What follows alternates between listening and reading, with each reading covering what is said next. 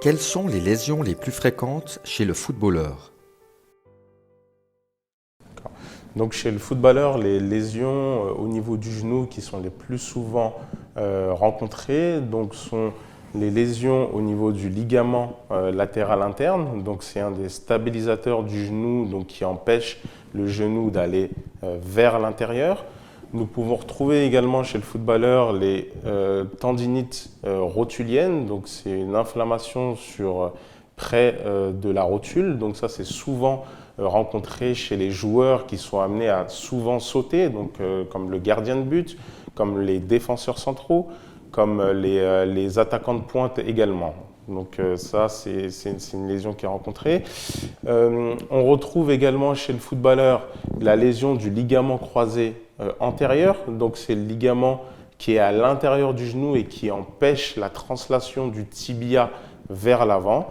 Et nous pouvons également rencontrer chez le footballeur les lésions méniscales. Donc nous avons deux ménisques par genou, donc le ménisque interne et le ménisque externe, qui peuvent être touchés chez le footballeur. Qu'est-ce que le ligament croisé antérieur? Donc le LCA, c'est le ligament croisé antérieur. Donc c'est un ligament qui se situe à l'intérieur du genou. Donc il va du fémur jusqu'au tibia. C'est un ligament qui est composé de deux faisceaux. Donc il y a un faisceau antéromédial et un faisceau postéro-latéral. Donc le rôle de ce ligament, c'est d'empêcher la translation du tibia vers l'avant.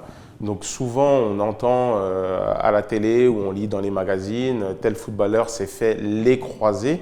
C'est un abus de langage parce qu'on a deux croisés qui est le ligament croisé antérieur et le ligament croisé postérieur, qui est derrière. Mais quand on dit il s'est fait les croisés, c'est vraiment un abus de langage. Donc on devrait dire il s'est fait le croisé, donc le ligament croisé antérieur. Qu'est-ce qui provoque cette lésion du LCA? Donc la lésion du ligament croisé antérieur se fait de différentes façons. Donc le mécanisme le plus fréquent est le mécanisme de valgus, donc ça veut dire que le genou qui rentre vers le dedans, et de rotation externe. Donc c'est le footballeur qui a le pied bloqué au sol, le pied reste bloqué mais il y a le reste du corps qui lui va tourner, le genou va aller vers l'intérieur et va tourner. Un des mécanismes également qui peut s'avérer être délétère pour le ligament croisé antérieur, c'est ce qu'on appelle l'hyperextension. Donc ça veut dire que le genou va aller un petit peu au-delà de son extension normale et le ligament croisé antérieur peut à ce moment-là être lésé. Donc pour les différentes lésions du croisé, on peut avoir des lésions intraligamentaires, ce qu'on appelle au niveau du corps du ligament lui-même, et on peut avoir également des lésions au niveau du toit, de la partie proximale du ligament croisé antérieur. Et c'est dans ce type de lésion, les mécanismes les plus fréquents sont quand les joueurs sont en hyperextension. Donc souvent, le mécanisme d'hyperextension entraîne une lésion du ligament croisé antérieur plutôt très proximale. Comment diagnostiquer une lésion du LCA? Ce qui est important, c'est déjà le mécanisme lésionnel. Donc si le joueur dit qu'il a eu le pied bloqué et que son genou a tourné, ou qu'il a l'impression que son genou il était justement en hyperextension, qu'il a entendu un craquement, donc ça c'est un des signes aussi qui est très important. Et autre signe également, c'est le gonflement du genou.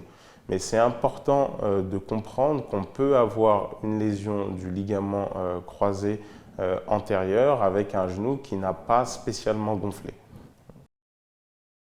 Qu'est-il possible d'observer à l'imagerie? Donc pour le diagnostic du ligament croisé antérieur, on est très souvent amené à faire une IRM, donc c'est une imagerie par résonance magnétique. Cette imagerie nous permet de bien voir le ligament. Donc là, c'est une vue de profil donc, du genou avec le fémur qui se situe là, la rotule qui se situe là et le tibia qui se situe là. Et là, on voit le ligament croisé antérieur donc, qui part du fémur et qui arrive en avant du tibia. Donc c'est sur une coupe de profil, on voit très bien le ligament croisé antérieur. Tout à l'heure, nous avons vu donc, une IRM avec un ligament croisé antérieur donc, normal. Donc là, je vous montre une image avec un ligament croisé antérieur pathologique. Donc tout à l'heure, on voyait bien le ligament croisé antérieur tendu, donc comme une corde. Mais là, vous voyez, c'est tout flou. Donc on ne retrouve pas l'anatomie de tout à l'heure. Donc là, on a une lésion du ligament croisé antérieur en plein corps du ligament. Comment traiter une lésion du LCA? Une fois que le diagnostic de lésion du ligament croisé antérieur est posé, donc il faut bien évidemment traiter le patient et là c'est toujours dépendant de l'activité donc du patient. Donc chez le footballeur, qu'il soit amateur ou professionnel, donc on ira vers une prise en charge chirurgicale parce qu'au vu donc de la demande fonctionnelle, donc du fait des rotations du genou et de la translation intérieure qui est très présente dans le football, le footballeur aura besoin d'un genou stable. Le ligament croisé antérieur est un ligament qui ne cicatrise pas, donc on ira vers une prise en charge chirurgicale. Pour les patients qui ont une lésion du ligament croisé antérieur mais qui n'ont pas une grande demande fonctionnelle, donc c'est souvent les patients au-dessus de 50 ans qui ne font pas beaucoup de sport, donc qui n'ont pas besoin d'avoir un genou parfaitement stable. On peut partir sur un traitement conservateur, donc avec de la physiothérapie. La prise en charge chirurgicale, donc il faut un genou qui est une extension donc, complète. Il faut une bonne contraction du quadriceps. Ça, c'est vraiment les éléments qui nous permettent de dire que le genou est prêt pour subir une intervention chirurgicale. Donc la chirurgie va consister à remplacer le ligament croisé antérieur par un tendon. Donc il y a plusieurs types de prises de greffe. Hein. Donc on peut prendre le tendon des ischio-jambiers, on peut prendre le tendon rotulien, on peut prendre également le tendon quadricipital.